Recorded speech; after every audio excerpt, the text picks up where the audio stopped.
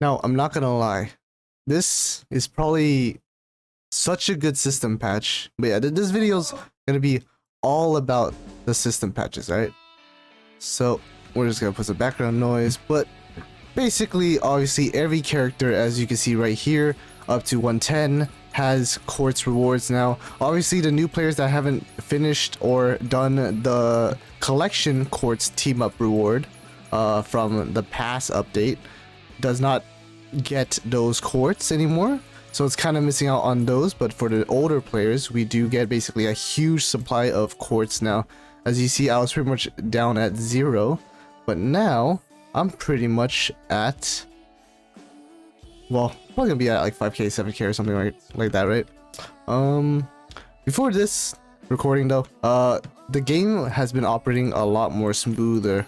Obviously something happened, but the game was acting really smooth to the point, like right here, like it's so fast now. Like once the system updated to get back into what it should have been, the game, look how fast the game responds now. It's insane. Look how fast the game is. But anyways, besides that, I don't want to bore you with all the stuff that you are seeing right now on the screen, but to show you guys something, I am probably going to read out something real quick to y'all. This is all of the system patches that we are going to be caught up with. I don't have these guys 110 at all. I'm actually kind of annoyed. I'll be showing y'all what you can get with this patch. So the first thing is, besides the horizon buffs, right, we have the HP percentage damages. They will now be working. So Kyle Wong's legions, all these people, right, Awakened Ryzen, Awakened LSY, Yumina, it will be now working as properly in PvP, aka really big HP percentage damage. It's gonna be insane. Besides, you know, the limit damage taken. Aside from that, we also have Evelyn Keller's really OP buff now. It should be working as intended now with a minus 50% damage taken buff. So it's gonna be really good. They basically changed the description now to give 15% attack instead of 10% for PvP, which is gonna be interesting as well, instead of just nerfing it. Obviously the horizon buff. But other than that, let's go over the buffs that we have in this patch. As we see right here, if we go to Niall Bluesteel, one of my favorite characters, we can actually see that wow, we can't see it here. That's very irritating. Now I look stupid, but if you guys want to take my word for it, she now has damage tolerance. So if we scroll down here, she has damage tolerance. I can prove that easily to y'all with my level 100 Niall Bluesteel, that she indeed has damage tolerance now, which is amazing. Other than that, we have Orca, big buzz, 15% attack, or HP, 10% attack, and 80% damage instead. Now you've got a buff, cool. Milia Rage deals 50% less damage even though she still one-shots people. Lee So Yoon, really nice. Skill animation increased by 30%, skill damage increased by 17%, skill damage increase 17, animation 30%, skill cooldown reduced to 50 seconds, knockout value increased on both attacks. Juxion, extra skill damage, and extra valid hits on the ultimate. Estarossa, my favorite buff right here, is that we will now be getting a 4-cost Estarossa, 3-cost opt-in Gauntlet, and 2-cost leaded if possible, which she will now be pretty meta in a sense in PvP, which is going to be interesting. Obviously she got tuned down because of it, but she's now 4-cost, and now her true damage is actually being applied, which is amazing. Choho Jin also got a pretty nice buff. With the new crit damage changes, we will be, or crit chance changes, we'll be going over that soon. Basically increases crit by 25%. At level 5, it was 50%. Now, it will increase crit damage by 15% after the 8 seconds after the skill effect. Crit damage increased by 30% instead, which is a lot better because she really has a high amount of crit chance already with the new buff of crit chance system patch. It's gonna be really, it's gonna be better. And Alex with an 85% evasion and 27% HP increase, she's gonna be actually somewhat viable now in PvP. She'll be living a lot longer, utilizing her passive a lot better. But obviously now we have our Obviously, you know, the collection changes, the recruitment changes. So now if you go and summon a character inside of where is it?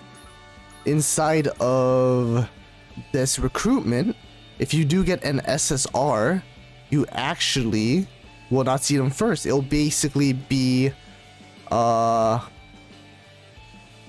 it'll basically be the SSR will show up in a random place instead of like at the very beginning. So obviously I can show you right here that it's purple, right? So you might not see the purple right away. You see it's R and then it's Minato and it's still R. You might still get something, so I'm gonna just keep clicking just in case. But it doesn't seem like we're gonna get anything out of it. So, but yeah, as you can see right there, the rarities of the character will now show up in different places. If you get an SSR, you could get it in the very last spot. So that's pretty much how that works now. Other than that, Gauntlet, ranked, unlock ranked, Lord.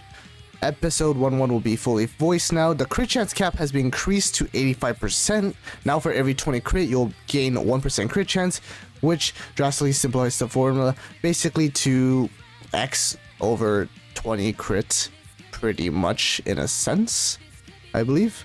And pretty much the higher crit you go, the better. If you're at 1,000 crit chance, that's still 50% like the last formula. But now every time you go above, there's no more diminishing returns. It will just cap at 85%. Employees with crit perks or equipment will gain more crit stats after the rebalance, which is obviously very useful. However, if we look at Shaolin, she'll pretty much have a little bit higher, considering now her crit should be a pretty decent rate. So her skills can crit a lot better. Once she gets rearm, it'll go up to like 1800, which is really high, meaning she can almost always crit with her specials. Obviously, you can see right here that the skills have been changed as well, which is a really nice change. Other than that, we also have the Aoe Damage Res Buff. It is so good now. It's basically literally it's a revert, right? Back to the original Aoe Damage Res. So now it is again the king of PvP. Practice auto mode, auto HP recovery off and on has been added to the practice mode, which is very, very nice. And operator pity has been added, as you have seen. You can also dismantle all SSR operators to get fusion cores now, like the 15 Linas I have. Is actually pretty damn useful.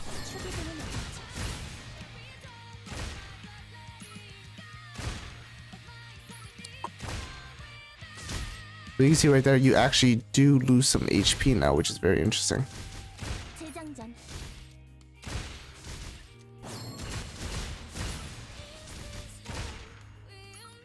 Now if I turn on my available thing, it's actually very nice. You can obviously see that this button also gives you full HP reduction, which is interesting. Or full damage on the enemies, which is very interesting for sure. Yeah, other than that, besides, you know, all the various changes, support boxes opened up, and then you got the pity and stuff. Honestly, I'm very much liking it. The game feels a lot better now. I'm very much happy about this. Operator pity is a thing, which I am very, very happy about. I might pull for Sigma. I don't know. I don't have an Aoe Damage Res Sigma yet, so who knows? I might. Not sure. I'm not really gonna pull for Replacer King. But I don't know. Maybe I will. Maybe I will. Well, that's pretty much it for this video. That was pretty much my week's review on this stuff. Although, if it is a week's review, I totally forgot to do the shop. My bad, guys. Damn. This stuff, trash. This stuff, very poggers. Yes, much poggers. This stuff also very much poggers. Absolutely poggers. I'm gonna buy all of this. Never mind. Guys, this week's patch is absolutely amazing. This is godlike. I'm gonna run out of money